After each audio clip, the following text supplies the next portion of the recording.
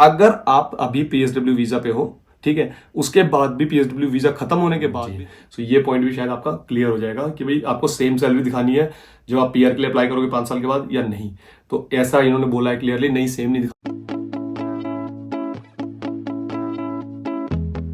जैसे कि आप लोगों को पता होगा यूके गवर्नमेंट बहुत सारी चेंजेस करने में लगी हुई है। अभी जनवरी, फरवरी, मार्च में चेंजेस हुए थे, अब अप्रैल में भी होने वाला है, किससे रिलेटेड? सैलरी थ्रेशोल्ड से रिलेटेड। लेकिन उसमें एक चीज ऐसी है, न्यू एंट्रेंट ऐसी फील्ड है जिसके अंदर अगर आप फॉल करते हो या आपके ऊपर एप्लीकेबल होती है तो आपको जो सैलरी थ्रेशोल्ड नहीं दिखाना है। लेकिन क्वेश्चन पता है क्या आ रहा है? सबसे ज्यादा लोग मुझसे या सबसे ज्यादा स्टूडेंट्स मुझे क्वेश्चन पूछ रहे हैं, क्या भैया आप न्यू एंट्रेंट कैटेगरी में फॉल करेंगे कि नहीं करेंगे? जो स्टूडेंट है पढ़ रहे हैं वो भी पूछ रहे हैं, प्लस जो पीएसडब्ल्यू पे वो भी पूछ रहे हैं, क्योंकि समझ में नहीं आ रहा कि भाई हम उसमें फॉल करते हैं, क्या सैलरी थ्रेशोल्ड होगा, किस तरह से क्या दिखाना होगा, हम कैसे देख सकते हैं कि भाई हम उस कैटेगरी के अंदर आ रहे हैं कि नहीं आ रहे हैं। तो इस वीडियो को एंड तक जरूर देखना, डेफिनेटली आपको क्लियर कट 100% गारंटी देता हूं, आप लोगों को पूरा समझ में आ जाएगा कि भाई आप न्यू एंट्रेंट कैटेगरी में फॉल करते हो या नहीं करते। अगर करते हो तो आपको किस तरह की सैलरी दिखानी है, क्या करना है। और अगर आपका एम्प्लॉयर कह रहा है कि नहीं यार 38,000 की सैलरी तो मैं नहीं दे सकता, मैं स्पॉन्सरशिप नहीं प्रोवाइड कर सकता, मैं तो इतनी सैलरी प्रोवाइड कर सकता हूँ 30,000, तो मैं, लेकिन रिक्वायरमेंट तो ये है स्पॉन्सरशिप करने की, तो वो आप डॉक्यूमेंट उनके साथ शेयर कर सकते हो। इस वीडियो को एंड तक जरूर देखना, डेफिनेटली आपको क्लियर कट समझ में आ जाएगा कि न्यू एंट्रेंट कैटेगरी किस तरह से काम करती है और आप उसके अंदर फॉल करते हो कि नहीं करते। अगर इस तरह की वीडियोस आप लोगों को पसंद है तो do consider subscribe my channel. ज्यादा फ्री है यार, चैनल को सब्सक्राइब करना और वीडियो को लाइक करना भी फ्री है अगर आप लोगों को कंटेंट पसंद आता है तो।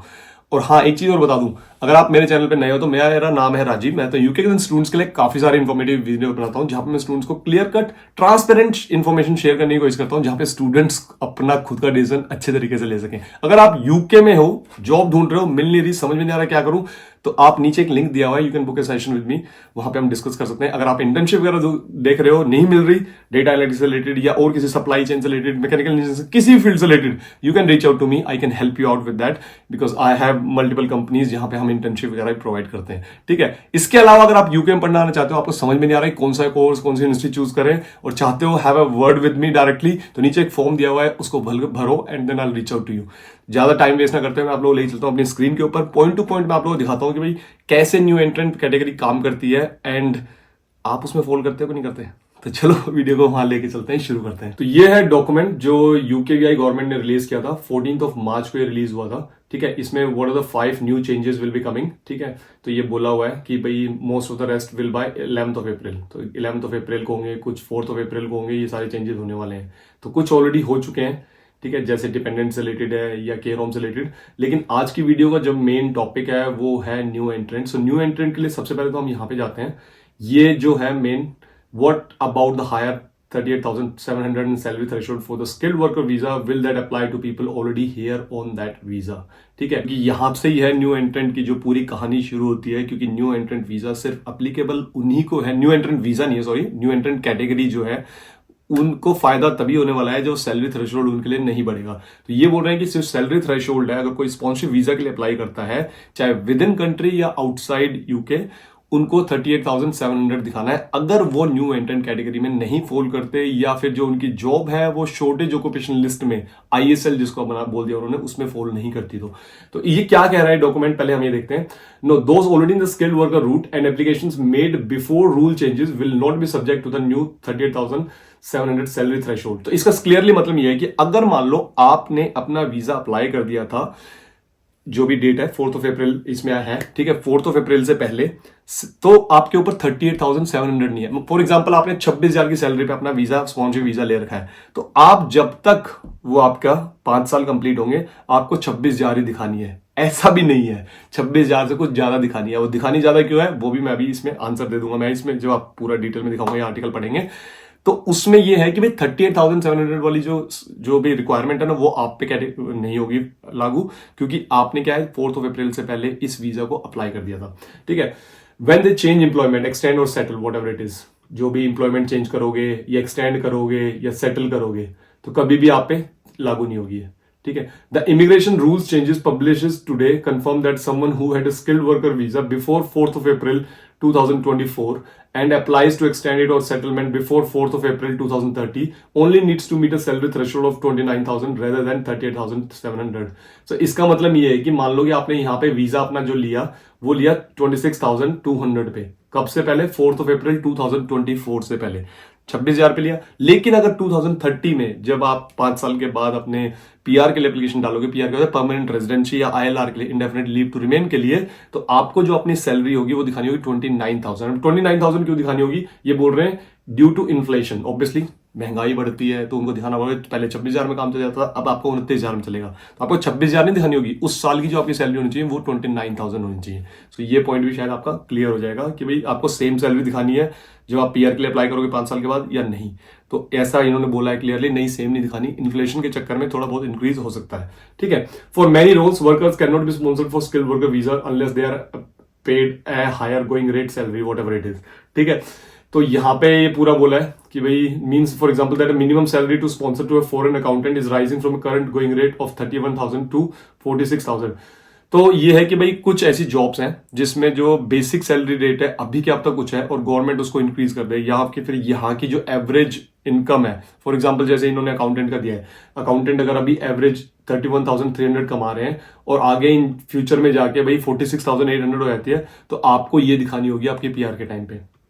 In certain circumstances, people can be paid a little less than usual minimum salary and still be sponsored for a skilled worker visa.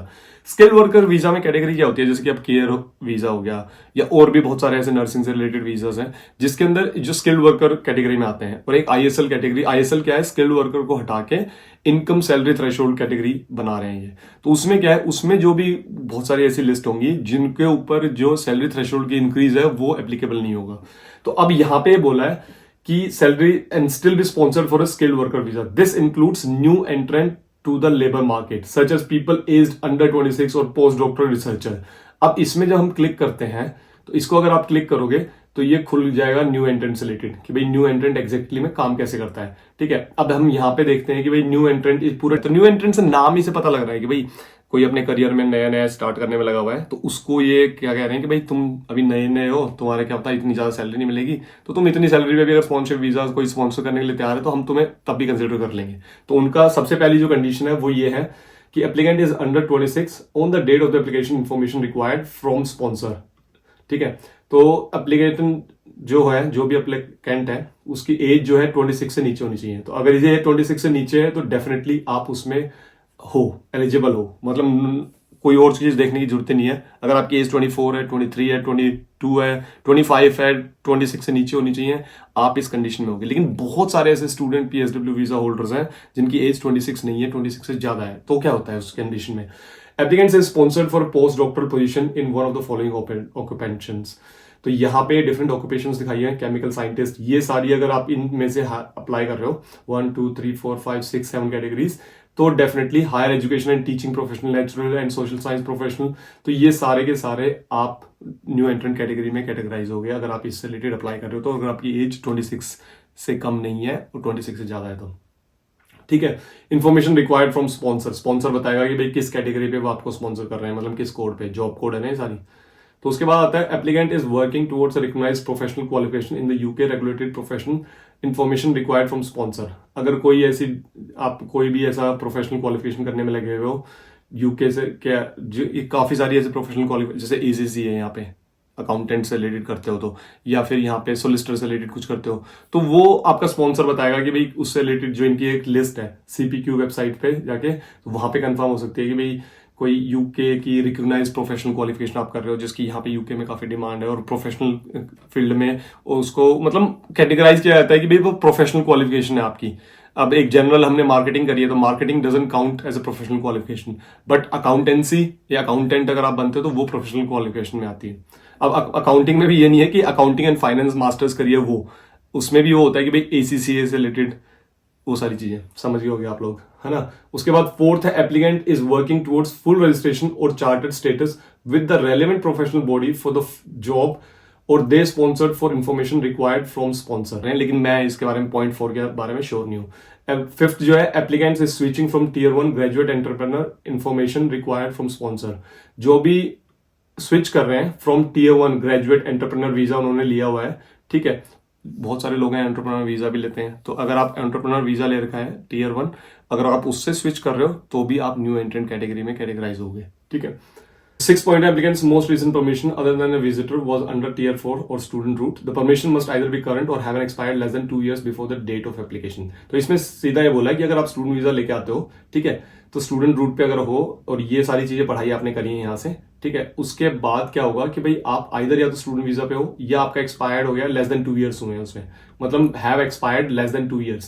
तो जिस दिन मान लो कि आपने अभी स्टूडेंट वीजा लिया है, उसके बाद 2 साल का पीएसडब्ल्यू लगा, उस बीच में आप क्या कैटेगराइज हो गए, न्यू एंट्रेंट कैटेगरी में आप कैटेगराइज हो गए, ठीक है।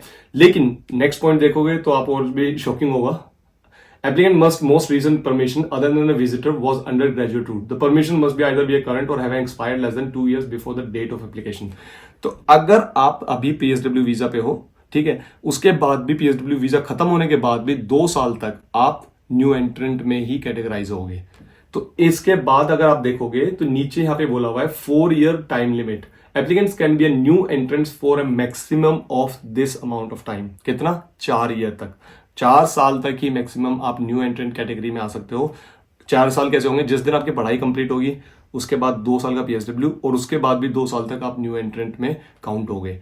तो अगर आप 4 साल में नहीं ढूंढ पाए जो अपनी स्पॉन्सरशिप रिलेटेड, तो डेफिनेटली फिर तो यार 38,000 का पैकेज ढूंढना पड़ेगा आपको, जो भी वो सैलरी थ्रेशोल्ड आ जाएगा। लेकिन उस टाइम तक आप न्यू एंट्रेंट कैटेगरी में हो गए। 4 साल बहुत टाइम होता है जो आप लोगों को मिल रहा है।